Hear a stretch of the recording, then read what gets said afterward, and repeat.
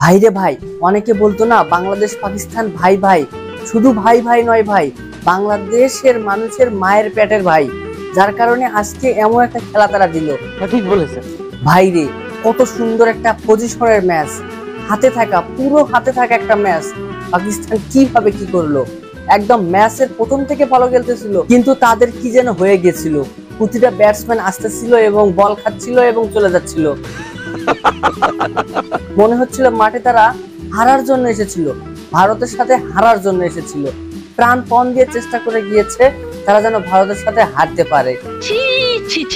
মাত্র 120 রানের টার্গেট দেওয়া ভারতের এই সামান্য কয়েকটা রান যেন তারা শেষ করতে পারতেছিল না।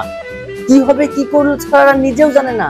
মাঠে আসতেছিল, বল খাইতেছিল এবং চলে যাচ্ছিল, কয়েকটা যে মাত্র রান করতে হবে কারোরই সেটা হচ্ছিল না।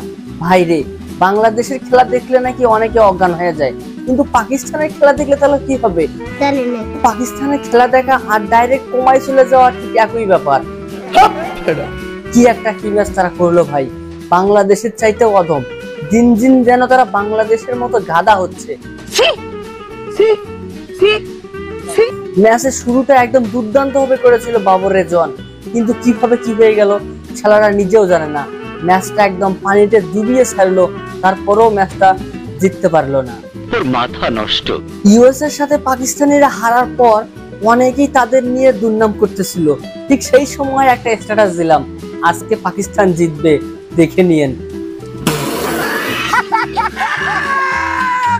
ম্যাচ হারার পর যদি এই পোস্টটা কেউ দেখে তাহলে তো আমাকে জুতা পেটা করবে। কি হবে ভাই, কি একটা অবস্থা পাকিস্তানের, এবং কি একটা অবস্থা হলো আমার আজকে নিজের।